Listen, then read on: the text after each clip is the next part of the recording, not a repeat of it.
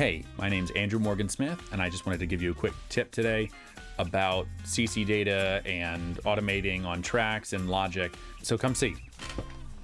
So I've gotten a lot of questions about how I automate my tracks and how I make automation and what do I do with that and what are my settings for my automation.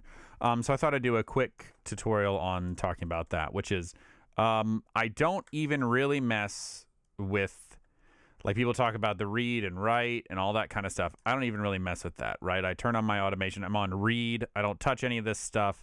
My general rule of thumb, I don't, in Logic at least, if you send CC7 data, which CC7 is the volume data, it just screws everything up. So if I send CC7 on this center brass channel, it changes every volume for the entire 16 track instrument. So I don't do that for the multi.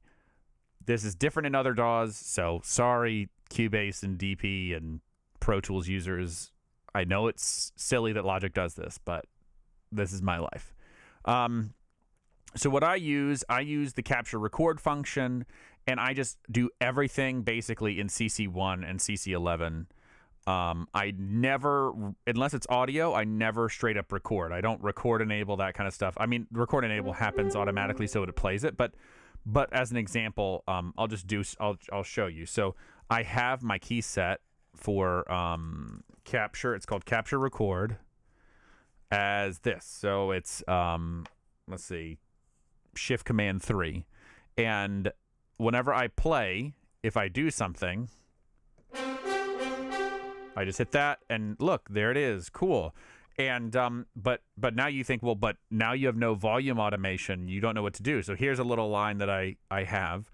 That what do you do if you want to capture, like, want to record MIDI data because you don't have 30 hands, and I'm not a really great piano player. So what do? Well, I take my automation right here, and I can just play it and then record it if I get the performance I want. Because this is great if you're like farting around and you get a melody you like, I just hit Option Command 3 and I got it, right? So, and actually, you know what? I'll put my key list in the description below. If you want to download it, I've done a bunch of hotkey stuff.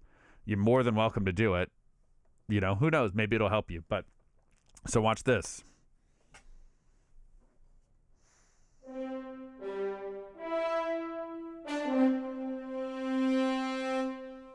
Right? Oh, I didn't quite like that version, so here we go again.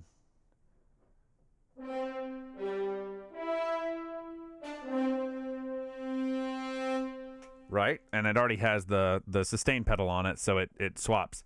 And now I hit Command Option 3, and then it records it. Now you have to make sure it'll overwrite. It doesn't really overwrite whatever you're using, so if I do that and there's previous MIDI data, it'll be all jacked up. So if I were to go, you see it'll get all jacked up. Well, you don't have to do that. So if I need to record it, I just grab this and it overwrites it, right? You just grab it and do that.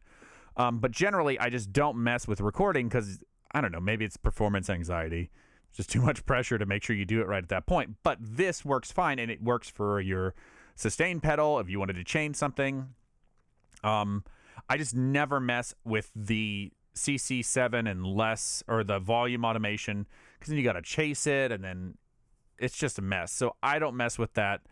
I wouldn't recommend messing with it. These work great. Cool. I hope that's useful. I think that's everything. If you have any questions or comments or ideas or quick tips you think you might want to hear, let me know. All right.